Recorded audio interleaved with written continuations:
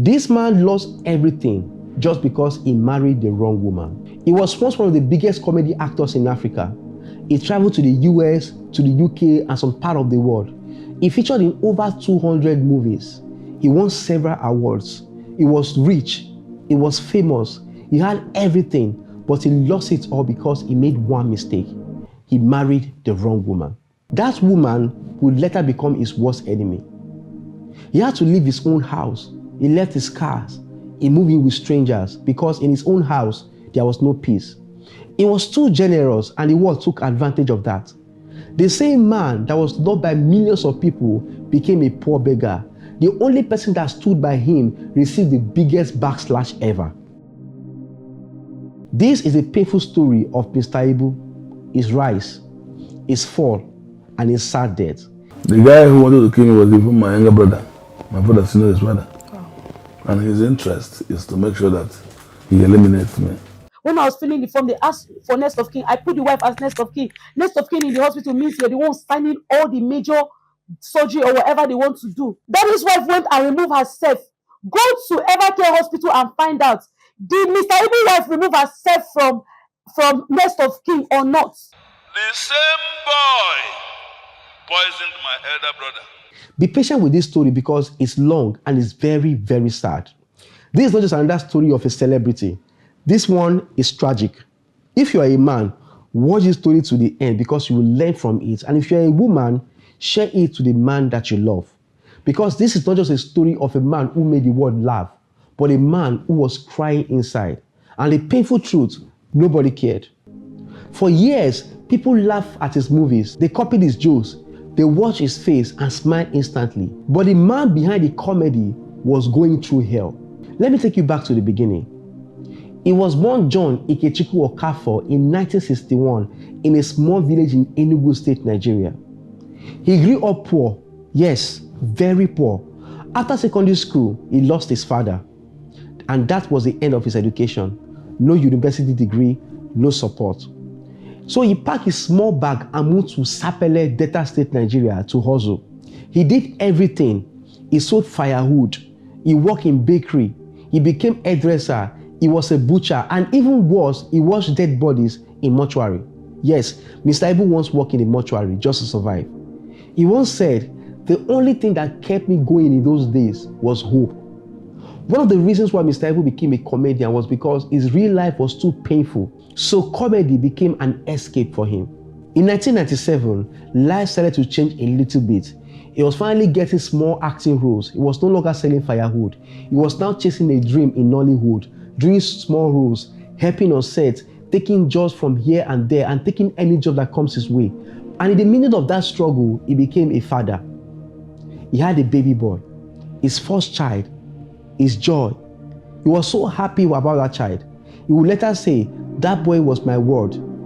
Everything I did for him. But what happened next would break his heart forever. One afternoon, the boy was playing, laughing, eating, and suddenly he started crying, vomiting, screaming in pains. They rushed him to the hospital. Doctors tried everything, but within few hours, the boy died. The hospital said it was food poisoning, but till today, nobody knows really what happened. Who gave him the food? Where did it come from? Was it a mistake or was it intentional? Mr. Ibu said he had reason to believe someone poisoned the boy deliberately because at that time, his career was just starting to rise. He said maybe someone didn't want to see me happy. I cried like a baby. I begged God to take me instead. That day broke him. He left acting for a while. He became depressed. He couldn't sleep. He couldn't eat. He said something painful. He said, my spirit left me. He blamed himself because at that time he was on a movie set trying to hustle, trying to provide, but in the process, he lost his child. And one of the biggest regrets was, I was chasing my dream. I couldn't protect my own child. Just imagine coming home after a hard day and meet your own child lifeless. That kind of pain, it never leaves. After the death of his son, Mr. Ibu started suspecting something deeper. He believed his life was under spiritual attack. He said, the forces that didn't want to see me shine came from my first son. He started moving with caution. He began visiting pastors. He stopped trusting people. He said, many people around me are fake. They smiled in front of me, but they were planning evil behind me. From that moment, Mr. Ibu became overprotective of every other of his child. He had several kids, but he rarely showed them in public. He kept them away from the camera, away from social media. Anytime you ask him about the child he lost, he would go quiet. His smile would vanish. He would look down and simply say, "Let's not talk about that." That was how deep the wound was.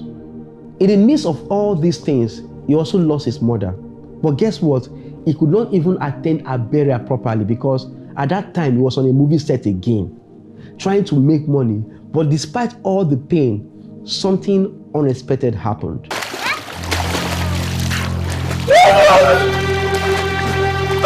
What is it?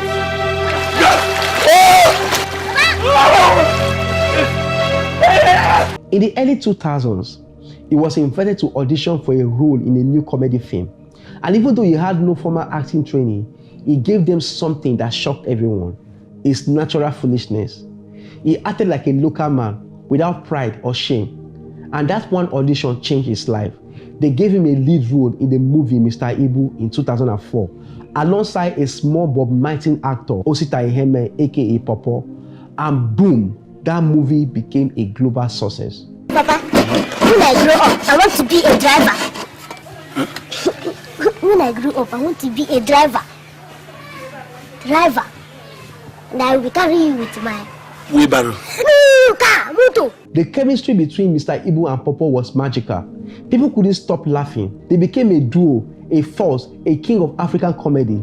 They acted in several other films like Mr. Ibu in London, Police Recruit, Nine Wives, Mr. Ibu and Son, Mr. Ibu Goes to School, and so many other movies. Even people that don't understand Igbo language or pidgin, we are watching Mr. Ibu. His face alone was funny. His movement, his words, his reactions. Even if he didn't say anything, the whole room will be filled with laughter. Mr. Ibu was now flying first class, meeting governors, meeting presidents, signing endorsement deal. He became the highest paid Nollywood comedian. But guess what? There was still a problem that wasn't supposed to be a problem. Mr. Ibu was so generous. He gave money to strangers. He gave houses to his family members. He trusted people so easily, and that became his weakness. He believed in one thing: family first, and that belief broke him. He built a mansion in Lagos, a beautiful house in a quiet area, well designed. But here is a shocking part: he didn't register the house in his own name. Do you know why? Because he trusted a family member. He said, "I felt like blood will never betray me." So he told the person, "Use your name for now. I'm busy on set. I'll change the name later." But that letter never came. Years passed. Mr. Ibu kept working. He kept paying the bills. He kept maintaining the house, hosting people in the house, feeding people in the house, until one day, a lawyer served him papers. That house now legally belonged to that relative that built it. Mr. Ibu thought it was a joke, but sadly, it wasn't. The person he trusted sold the house. He had no proof that the house was his own. No document, no agreement, nothing. And just like that, that house was gone. Could you imagine that? You built a house, but legally, you didn't own it. And what did Mr. Ibu do? Did he arrest the person? Did he fight? Did he go to court? No. He said, "I can't arrest my own blood. What will I tell my mother? What will I tell the village?" So he walked away from his own house. From that day, Mr. Ibu began to move from place to place. He had no real home. And that decision would not just cost him his comfort, but it might later cost him his life. After some time, he was able to build another house. He started trusting his wife with finances, his bank cards, his ATM pins, everything. But later, his wife started withdrawing his money behind his back. In 2020, Mr. Ibu said something even worse. He said, "My wife wants to kill me. She poisoned me." Yes, with his own mouth. He was rushed to the hospital twice. When he came out from the hospital, he said something clearly. He said, "They want me dead so they can take my properties." People were shocked. They couldn't believe it. How could your own wife poison you? But Mr. Ibu stood by his words. This was not a movie scene. This was not acting. They were real receipts. The same laughter that brought him to the top also became a cover to hide his pains. And behind those loud jokes was a man dying slowly. I know what made the story more painful. It wasn't just sickness that finished him. It was the people around him, the ones who said, I love you, who were secretly digging his grave. In the middle of all this, God sent someone to him, and that person would later become a blessing and a curse. Her name is Jasmine.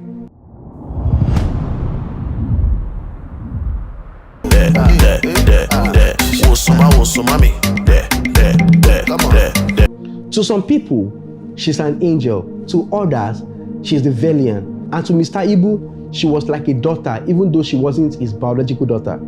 Some people call her thief, husband snatcher, gold digger, TikTok manipulator. But here is a real question. Who is Jasmine? Was she really helping, or she was hiding something? Let's go back and find out what really happened. Jasmine was a young girl from Nigeria.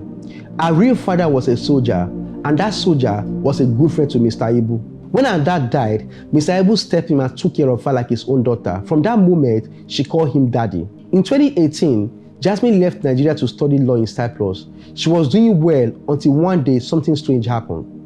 In 2020, she got a message on WhatsApp. It was from Mr. Ibu. He said, Jasmine, please, can you help me with some money? At first, she thought it was a scam because this was Mr. Ibu, the legend, the millionaire, the one with exotic cars and mansions. Why would he be asking for 5,000 naira? That's about $4. But it was real. And he didn't stop from there. He kept asking 10,000 naira, 2,000 naira, 50,000 naira. That's about $2, $3, small money. That's when Jasmine knew something was wrong with daddy. She started asking questions. Where is your wife? Where are your children? Why are you asking me for money? But then, the real story came out. Mr. Ibu was sick. He was no longer living in Lagos with his family. He had to move to Abuja in Nigeria, far away, alone. Him and his wife were not talking. Why? Because life was hard. There was no money, no job, no peace in the house. So he left everything, his house, his cars, and went to Abuja to find peace. But right there in Abuja, he was broke and he was still sick. He was not only asking Jasmine for money, he was begging everyone for small money to eat, to buy drugs, and to survive. Jasmine couldn't believe it. So she called the wife to hear her own side of the story. And what she heard broke her heart. The wife was crying. She said, there was no food. The children are hungry. The car has no fuel. NEPA have cut the light, so they have no power. She said since Mr. Ibu left the house, they've been suffering, that he abandoned them. Jasmine didn't have money.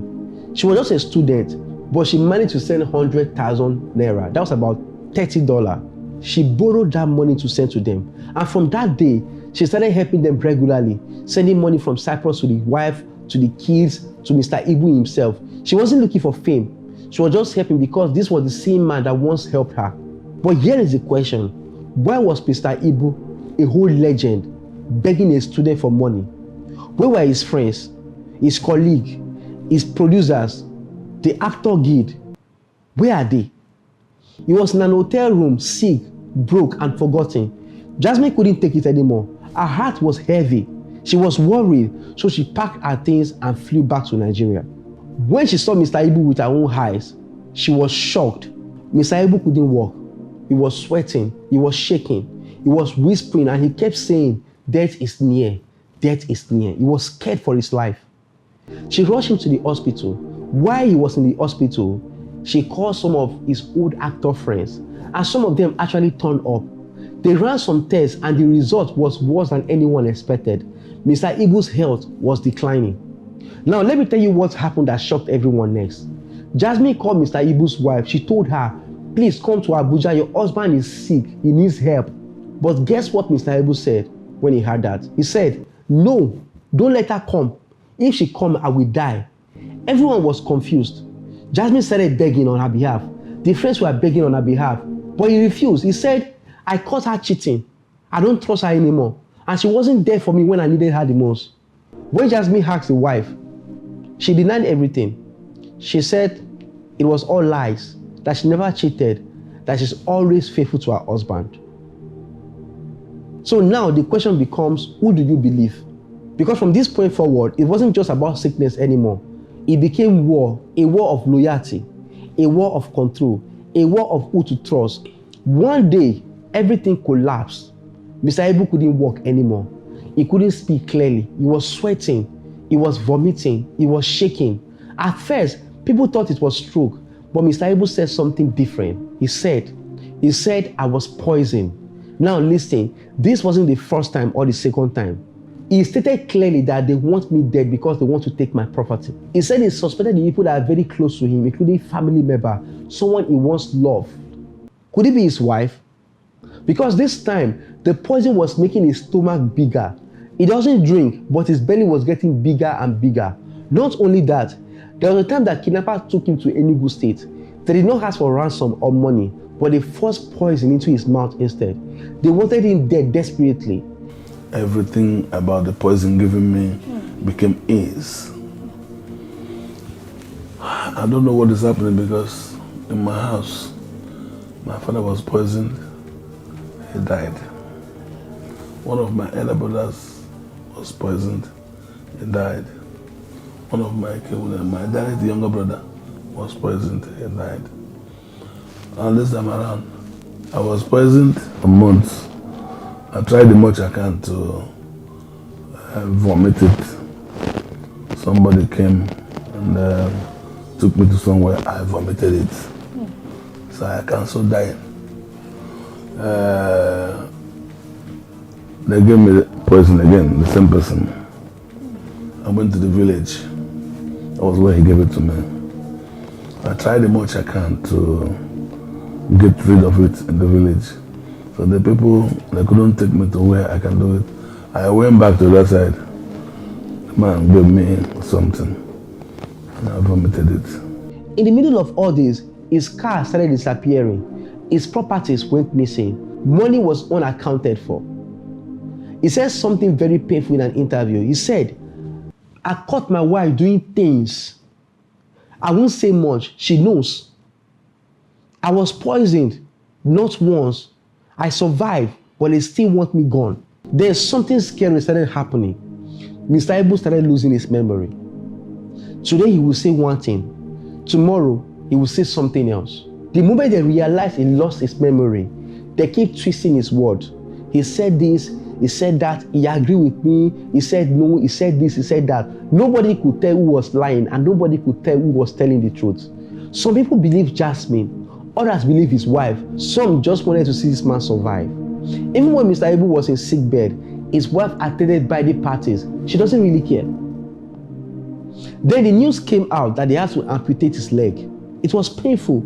He said, please don't cut my leg. Now, let me tell you one of the things that led to the poison.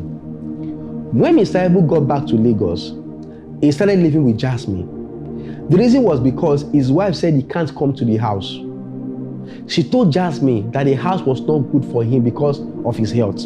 She complained that the house was leaking and too many excuses, but she was living in that same house with the children. So one day, Mr. Ibu's friends reached out to Jasmine and told her that they wanted to fly Mr. Ibu to London for treatment. They asked her to bring him down to Abuja. Jasmine was excited about the news, so she personally booked his flight to Abuja. Few weeks after Mr. Ibu was flown to Abuja, something happened. A poster appeared. Mr. Ibu, 40 years on screen, live show. Jasmine was confused, like, they told her they were flying him away for treatment. Now they are planning a show. Well, she thought maybe they want to use the show to raise money, so she kept quiet. But then she found out that Mr. Ibu's family was not invited to the show. She knew something was wrong. And she called the organizer of the show and asked, why is the family not invited to the show? But the organizer said that Mr. Ibu does not want to see any of his family, including his wife. So she went.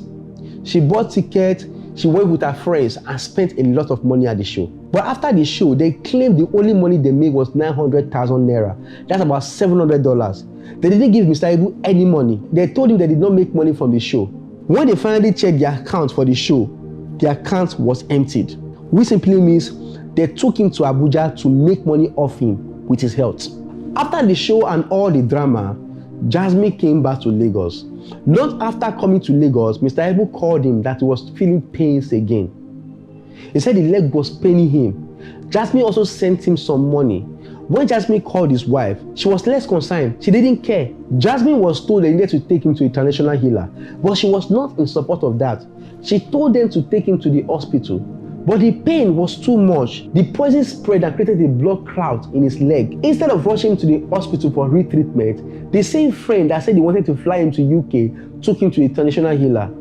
They cut his leg with razors and applied herbs, and that action made things worse. Even the person that did the show and took your husband to Abuja and took your husband to where they used something and cut his leg, you have never for one day and come and say anything about it. They did a show, they did not give him 1 naira. You've never come out for him and say, oh, my husband did a show in Abuja. If you really love him and you care about him, you did not pay him for the show. But you are dragging me. And by the time he was finally brought back to the hospital, it was too late. The doctor said, we have no choice. We have to amputate his legs. That was the time Jasmine advised that they make a video and ask for help. By this time, she was already exhausted. There was no money anymore. She doesn't have any money. So they made a video to the public. This video. Hello, my name is John Ikechukwu Gafo, Mr. Ibu. I have been down for so many weeks. All I am hoping is your prayers and assistance. I've been in the hospital. As I speak to you, I'm still lying down in the hospital. The medical director of this hospital said the best solution is, in case his new idea didn't work, the best idea is to cut off my leg. Just see me. If they cut off my leg, where will I go to? And guess what? Nigerians responded. In just 3 days, donations started flying in from 5,000, 10,000, 100,000, 1 million. Celebrities posted about it. Very Dark Man went to visit them, and here is what he has to say. I saw his leg like this. His leg was decaying, like you could see pulse for the leg, like with my eyes like this. You know, I saw it. So to cut the long story short, they are trying to get him stable in order to fly him outside Nigeria for a proper treatment. So any amount is still needed. They need a lot of money. P Square also helped out with hospital bills. Money came from everywhere, from London, from Lagos, from TikTok, from Instagram, everywhere. And within few days, they raised over 100 million naira. That's about $60,000. Now you would think everything would calm down, but instead, all hell broke loose. Here's what happened. The donation account was opened with Mr. Ibu's name, and he was too weak to operate the phone, so they gave the phone to his second son to help manage the account. The son was staying with Jasmine, so naturally, she could see all the alerts. Because at that time, she was the one telling people how much was donated. Then the wife allegedly said, give me the phone, I'm his wife, I should be in charge of the money. But the son refused. Jasmine refused because they knew who she was. They said, it's daddy's account. Nobody should touch the money unless he approves. Now, according to Jasmine, the wife said something shocking. He said, let's use part of the money to buy a car. She said she wanted to do body surgery. She also said she wanted iPhone 15. Let it sink. A man is lying in the hospital, one of his legs already gone, and someone is asking for iPhone and surgeries. Now, this woman is pissed for just one reason, because they are not giving her access to the money. This same money that this woman is complaining about, do you understand? The Jasmine herself does not have access to the money. When the news started trending, the wife denied everything. She said Jasmine was lying and Jasmine was trying to destroy his marriage. Really? So again, who do we believe? Meanwhile, Mr. Ibu was still in bed, sick, in pain. Now, let me tell you something. To tell you that this woman was only interested in the money, before the surgery, Jasmine put her name as next of kin. But she went to the hospital and changed the name to Mr. Ibu's son's name. And this son we are talking about is in South Africa. So when it was time for the surgery delayed for extra 4 days because the son was not in the country. So the son had to travel all the way from South Africa to Nigeria before they could do the surgery. What if he had died at that moment? When I was filling the form, they asked for next of kin. I put the wife as next of kin. Next of kin in the hospital means you're the one signing all the major surgery or whatever they want to do.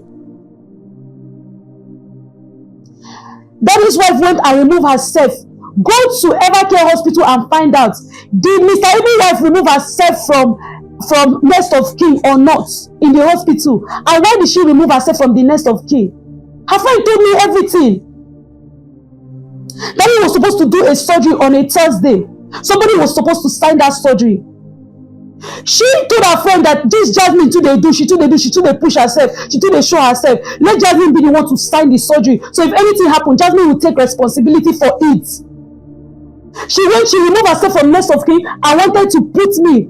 She ended up putting the man's son that is not in the country. That was what led the man's son to come all the way from South Africa to Nigeria.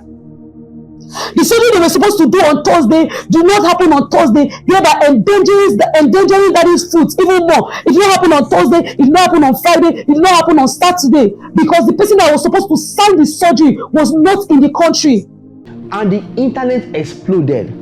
People started dragging Jasmine. People that don't understand the story started dragging Jasmine. They called her a thief, husband snatcher, gold digger, fake doctor, Twitter opportunist. So people even said she was secretly Mr. Ibu's girlfriend, side chick.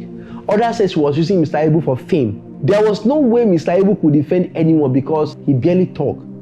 Then came the worst part.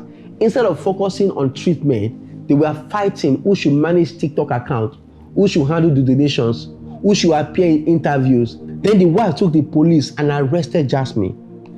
She said Jasmine had refused to release the donation money.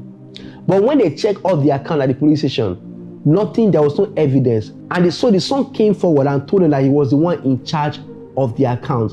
That was how Jasmine was free. Like I said, they have gone to a police station where Mr. Ibu instructed that his own son will be in charge of the money. Now she's saying that her son and Jasmine, they have planned a marriage and they are trying to escalate to the US. Do you understand? Now she knows what's going on, but I don't know why she's trying to manipulate the story. But by then, it was too late.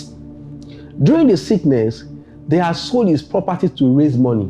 So he was taken to a small apartment where he stayed in bed, surrounded by people that didn't trust each other.